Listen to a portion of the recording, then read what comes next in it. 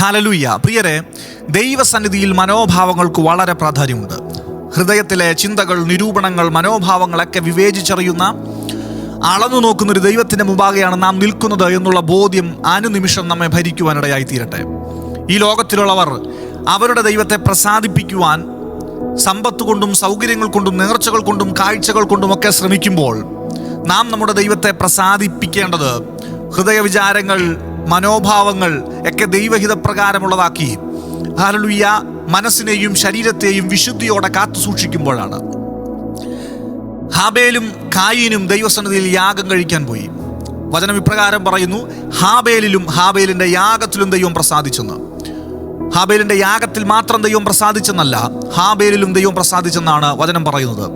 പ്രിയരെ, നമ്മുടെ പ്രവർത്തികളിൽ മാത്രമല്ല, നമ്മുടെ ഹൃദയത്തിലെ ചിന്തകളിലൂടെയും നമ്മുടെ മനോഭാവങ്ങളിലൂടെയും നമുക്ക് ദൈവത്തെ പ്രസാദിപ്പിക്കുവാൻ കഴിയും. 2 കൊരിന്ത്യർക്ക് എഴുതിയ ലേഖനത്തിൽ ഇപ്രകാരം ഒരു വാക്യമുണ്ട്: ക്രിസ്തുവിനോടുള്ള അനുസരണത്തിൻ്റെ ഭാഗമായി സങ്കല്പങ്ങളെയും ചിന്തകളെയും മനോഭാവങ്ങളെയും ഒക്കെ പിടിച്ചടക്കുവാനായി. അതാണ് ശത്രുവിനോടുള്ള നമ്മുടെ ആയുധം. കോട്ടകളെ ഇടിപ്പാൻ ദൈവസന്നിധിയിൽ ശക്തിയുള്ളവയാണവ. അതുകൊണ്ട് ഓരോ നിമിഷവും നമ്മുടെ സങ്കല്പങ്ങളും ചിന്തകളും മനോഭാവങ്ങളും ഒക്കെ ഹല്ലേലൂയ ദൈവസന്നിധിയിൽ വിശുദ്ധയുള്ളതാക്കി തീർക്കുവാൻ തക്കവണ്ണം നാം നമ്മുടെ ജീവിതത്തിൽ ക്രമീകരണങ്ങളെ വരുത്തുക. ഒരു തലമുറയുടെ നടുവിൽ അനിന്ദ്യനായിരുന്ന, നിഷ്കളങ്കതയോടുകൂടി നീതിയോടുകൂടി നിലനിന്ന നോഹയെ തേടിയാണ് ദൈവത്തിൻ്റെ കൃപ കടന്നു വന്നത്.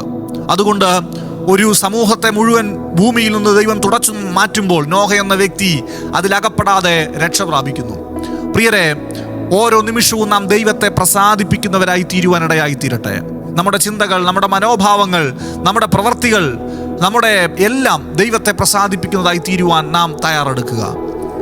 ഓരോ നിമിഷവും നാം ചിന്തിക്കുക, എൻ്റെ പ്രവർത്തികൾ, എൻ്റെ ചിന്തകൾ ദൈവത്തെ പ്രസാദിപ്പിക്കുന്നവയാണോ എന്ന്. ദാവീദ് എന്ന വ്യക്തിയെക്കുറിച്ച് വചനം പറയുന്നത് ദൈവത്തിൻ്റെ ഹൃദയപ്രകാരമുള്ള മനുഷ്യനെന്നാണ്. കേവലം ആട്ടിടയനായിരുന്ന ദാവീദ് രാജസിംഹാസനത്തിൽ കടന്നു വരുന്നതുവരെ തൻ്റെ ജീവിതത്തിലുണ്ടായ സാഹചര്യങ്ങളൊക്കെ നമുക്കറിയാം. അവിടെയെല്ലാം ദാവീദ് പാപം ചെയ്തവനായിരുന്നില്ല എന്ന് ഞാൻ പറയുന്നില്ല. പക്ഷേ എന്നാൽ ദൈവത്തിൻ്റെ പ്രസാദം നേടിയവനായിരുന്നു ദാവീദ്. അതിന് കാരണം ദാവീദിൻ്റെ മനോഭാവമായിരുന്നു. ദാവീദിന് പെട്ടകത്തോടുള്ള മനോഭാവം മറ്റുള്ളവരിൽ നിന്ന് വ്യത്യസ്തമായിരുന്നു. ആലയത്തോടുള്ള മനോഭാവം, തൻ്റെ ശത്രുക്കളോടുള്ള മനോഭാവം, തന്നെ ശപിച്ച ശിമയോടുള്ള മനോഭാവം, വനങ്ങളിലും കാടുകളിലും ദുർഗങ്ങളിലുമൊക്കെ ആയിരുന്ന സമയത്ത്, മരുഭൂമിയിലായിരുന്ന സമയത്തൊക്കെ ദാവീദിൻ്റെ മനോഭാവം വ്യത്യസ്തമായിരുന്നു. മറ്റാർക്കുമില്ലാത്ത ശ്രേഷ്ഠത ദാവീദിന് ആ കാര്യത്തിലുണ്ടായിരുന്നു. ദാവീദ് ദൈവഹിതം അനുസരിക്കുന്നവനായിരുന്നു, ദൈവവഴിയിൽ നടക്കുന്നവനായിരുന്നു. ജീവിതത്തിൽ പാപം ചെയ്ത് ദൈവത്തിൽ നിന്ന് അകന്നു പോയപ്പോൾ അനുദപിച്ചു മടങ്ങി വരുവാൻ രാജാവായിരുന്ന ദാവീദ് കാണിച്ച ധൈര്യത്തെ ഹല്ലേലൂയ നാം വളരെയധികം മനസ്സിലാക്കേണ്ടിയിരിക്കുന്നു. തെറ്റുകളെ തിരുത്തി ദൈവസന്നിധിയിലേക്ക് അനുതാപത്തോടുകൂടി കടന്നു വരുമ്പോഴാണ് ദൈവപ്രസാദം ഉണ്ടാകുന്നത്. മനുഷ്യനായതുകൊണ്ട് പലപ്പോഴും ജീവിതത്തിൽ ഹല്ലേലൂയ കുറ്റങ്ങളും കുറവുകളും ഒക്കെ കണ്ടേക്കാം. പക്ഷേ അനുതാപത്തോടുകൂടി നാം ഓരോ നിമിഷവും മടങ്ങി വരുവാൻ ശ്രമിക്കുക. പ്രിയരെ,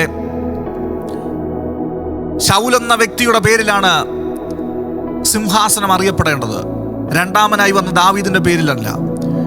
അതുകൊണ്ട് പക്ഷേ എന്നാൽ കാലഘട്ടങ്ങൾ ഇത്രത്തോളം കഴിഞ്ഞിട്ടും ആ സിംഹാസനത്തിന് പറയുന്ന പേര് ദാവീദിൻ്റെ സിംഹാസനം എന്നാണ്.